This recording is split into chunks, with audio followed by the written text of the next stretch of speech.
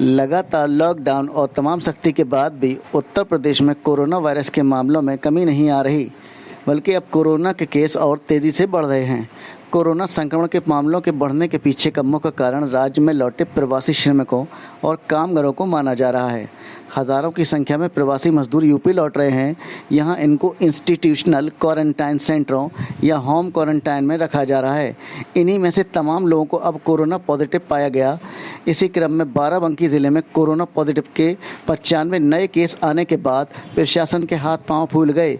कई घंटे की मशक्क़त के बाद प्रशासन द्वारा सभी नए हॉट स्पॉट को सील करने की कार्रवाई भी शुरू करा दी गई। वहीं पॉजिटिव पाए गए मरीजों को नए बनाए गए L1 हिंद मेडिकल कॉलेज में शिफ्ट करने की कार्रवाई देर रात तक चलती रही। इसके अलावा आज शहर के बाजार की सारी दुकानें पूरी तरह से बंद करा दी गईं। मैनेज करेंगे कैसे? ये देखिए, एफिशिएंट मैनेजमेंट है मैन पावर का, क्योंकि मैन पावर उतनी ही है, अलग से कोई फोर्स इस चीज़ के लिए नहीं मिल रहा है।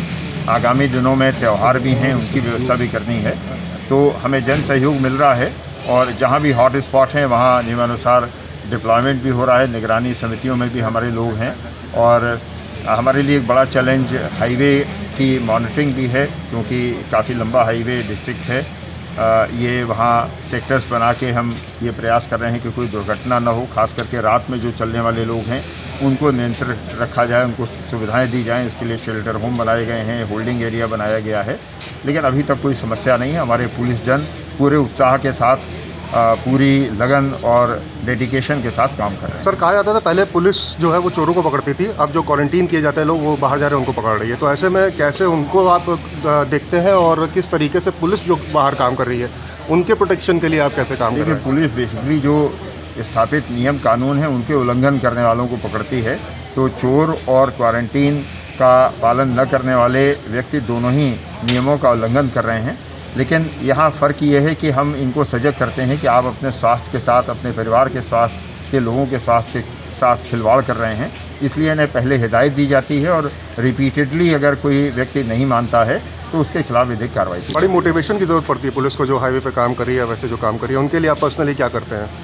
मैं स्वयं पिछले एक हफ्ते से पूरी रात सड़कों पर रहता हूँ, अपनी टीम्स के साथ घूमता हूँ, बैठता हूँ, उन्हें बार बार प्रेरित करता हूँ कि कोई भी आदमी हाईवे पर न रुके रात में।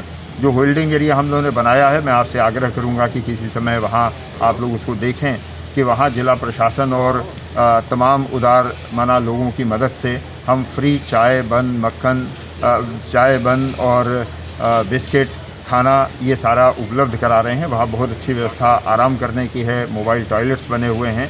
तो वहाँ जो भी आदमी जा रहा है उसकी सेवा जो हमारे पुलिस वाले कर रहे हैं उन्हें बड़ा संतोष हो रहा है। मैं समझता हूँ यही उनकी ऊर्जा का एक साधन भी है। सर, हॉट स्पॉट जो भी है उसमें क्या कार्रवाई की जाएगी जो अगर घूमते हुए पाए जाएंगे लोग तो उनके खिलाफ मुकदमा लिखा जाएगा। सर जिस तरह हॉटस्पॉट बनाया गया है लेकिन वहाँ पे खुले हम लोग घूम रहे हैं। जैसे आप कोई उदाहरण अगर दें तो बेहतर होगा। कोई भी हॉट स्पॉट मौलाबाद फतेहपुर क्षेत्र का हॉट स्पॉट है और वहाँ के ग्राम प्रधान खुद शराब के ठेकों पर नजर आते हैं। शराब का ठेका तो किसी हॉट स्पॉट में नहीं खुला है, ये बात सरासर गलत है। दूसरे मौलाबाद क्षेत्र के जो हॉट स्पॉट घोषित हुआ है वो रीवा सीमा शराब के ठेके पर जाते हैं, उसको चेक करा लिया जाएगा। अगर ऐसी शिकायत है तो आपको पहले बताना चाहिए था, बजाय कैमरे के सामने पूछने के। आपके पास मेरा नंबर है, आप स्वयं नंबर डायल करके बता सकते थे। ये आपकी भी जिम्मेदारी शो करता है कि आप कितने जिम्मेदार हैं समाज के प्रति, इसलिए आपको स्वयं बताना चाहिए था जब भी आपको ये जानकारी हुई थी। सर, जो जिस और इन 95 में से 46 तो ऐसे लोग हैं जो पूर्व में 6 हमारे पॉजिटिव आए थे, उनके ये नज़दीकी कॉन्टैक्ट हैं और ये सभी लोग इंस्टीट्यूशनल क्वारंटीन में या शेल्टर होम में पहले से ही थे। और बाकी जो 49 लोग हैं वो विभिन्न जो अन्य प्रांतों के हॉटस्पॉट जनपद हैं, जैसे अहमदाबाद है, मुंबई, सूरत, पुणे इत्यादि, इन सब जगहों से आए थे।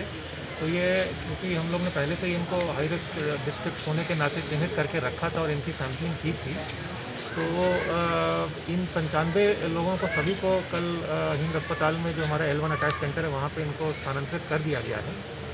और मुझे ऐसा प्रतीत होता है कि जो बाहर से माइग्रेंट्स हमारे आ रहे हैं उनमें जो संक्रमण की दर है वो काफ़ी अधिक है और ये बाकी जनपदों में भी आप तुलना करेंगे तो यही आ रहा है। लगभग 30 से 40% भी कहीं कहीं पर ये दर आ रही है। तो महत्व मेरे ख्याल से संख्या का नहीं है, महत्व इस बात का है कि इनको समय रहते हम लोग ने चिन्हित करके इनके स्वयं के सेहत के लिए और बाकी लोगों में संक्रमण ना फैले, ये ज़रूरी था कि इन्हें चिन्हित करके हम लोग तत्काल उपचार हेतु इनको हम अस्पताल पहुँचाएँ। जैसे प्रवासी मजदूर